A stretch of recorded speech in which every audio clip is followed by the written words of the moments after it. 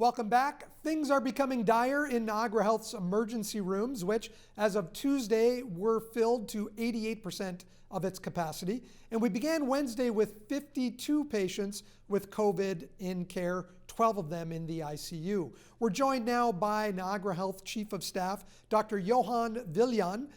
Doctor, we are back to postponing some surgeries, just as we did in 2020. This must have been a difficult decision to make. Yes, that's definitely always a difficult decision when you have to scale back on what you do for your community.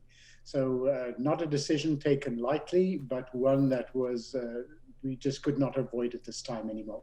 Could you give me some examples of the types of surgeries that had to be rescheduled? I know emergency and urgent surgeries are still happening.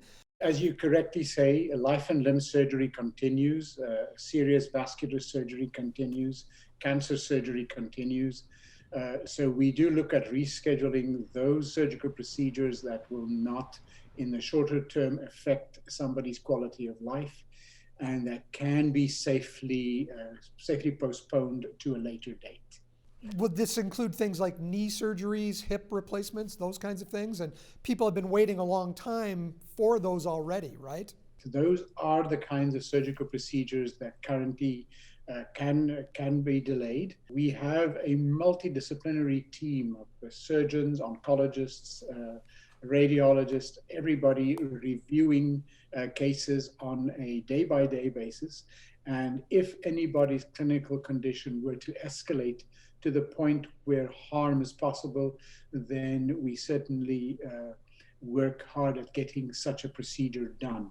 So it's always a fluid situation, and we do try and deliver the care that we absolutely must. When you look at the situation in ICUs right now across the Niagara hospitals, when you compare that to last spring when the same decision had to be made, are we looking at, I guess, overtaxing our ICUs even more so than we did last year? Yes, we are. And what we're also seeing that is a concern that it is happening fairly fast. And we're also seeing that the patients we are caring for currently are very much younger. And we are seeing patients requiring intensive care that have no underlying health issues.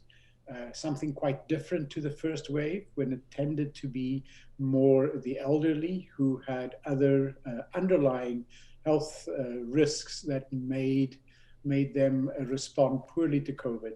So it is a concern to see that it's much younger patients and whom we would generally regard as healthy. When you saw the news of the rally that was held last Saturday in St. Catharines, about 1,000 people showing up, protesting the lockdown, none of them wearing masks, at least that's what it looked like. How demoralizing, how discouraging was that to the staff at the hospitals?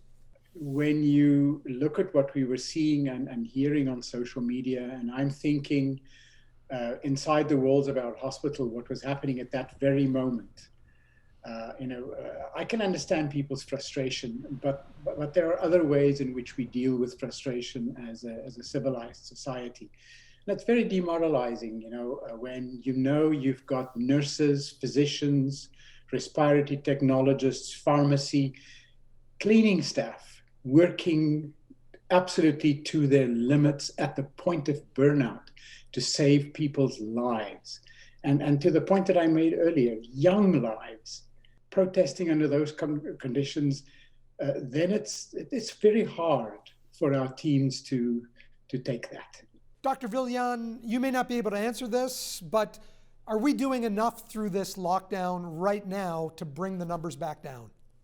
No, I don't. I think the restrictions need to be enforced much, much stronger than they are. We have the lived experience of the first wave where restrictions did work, and we saw the numbers come down significantly. This wave that we're dealing with now is a different beast. It is driven mostly by the variants, the mutants. It's quite evident that they spread so much easier. so much faster with a shorter incubation time than we were used to the original virus. This is a far more virulent environment, and we need to do absolutely everything to stop community spread, because this is where this comes from. And a rally like that is not a part of the solution. It is something that fuels the issue and fuels the problem. And while we are waiting to get our community vaccinated, this is the best we can do. I know it's frustrating. It frustrates everybody. Who would not want to return to a more normal lifestyle? We all would. But we're going to have to buckle down. We're going to have to face this, and we're going to have to be strict with our public health measures if we hope to deal with this variant.